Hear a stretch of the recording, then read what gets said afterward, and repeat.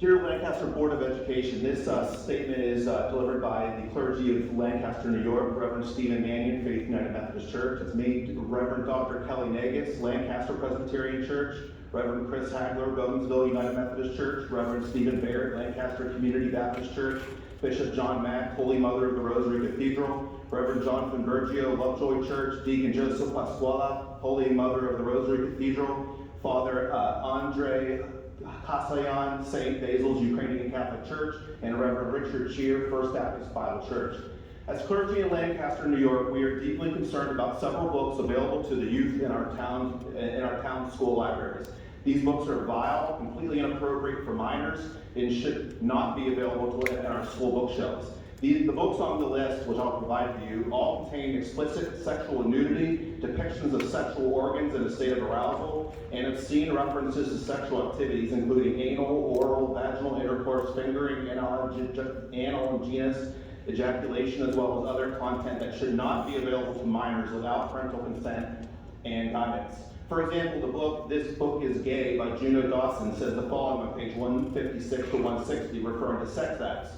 The benefits are obvious to sex acts. Quick, easy, and uncomplicated sex. They're sold to us as social networking apps, but we all know what they're really for. It's a bit like selling a dildo under the pretext that its sole use is a draft excluder. I don't have a problem with this aspect of it. If people want casual sex, then something like Grindr is a must. If you're that horny that you want to have a sex meet the trick in a public place for a drink first. That way you can assess whether you fancy them in the flesh or they are a twitch-eyed freakazoid before laying them into your house.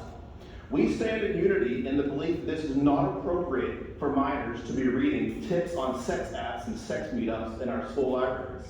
Page 171 continues by giving tips about how to give another guy or girl you are engaged with sexually feel good, with instructions on how to pleasure the lips, nipples, testicles, bum, neck, ears, skin, and penis, complete with cartoon illustrations of a nude woman and a man and a close-up of the vagina so you know right where to touch. I have images of these for you.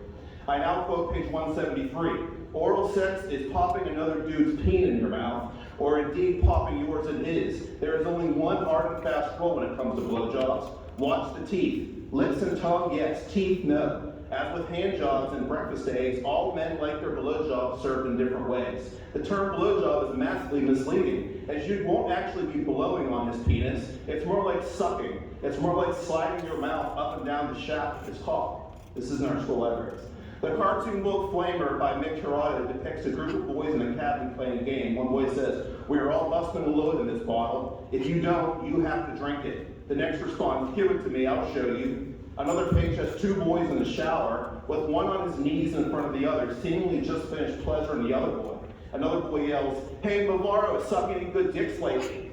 The book Red, White, and Blue has a sex novel feel to it as the following encounter takes place. He feels hairy find the waistband of his pants, the button, the zipper, the elastic of his underwear. He opens his eyes to see Henry bring his hand demurely up to his elegant royal mouth to spit on it.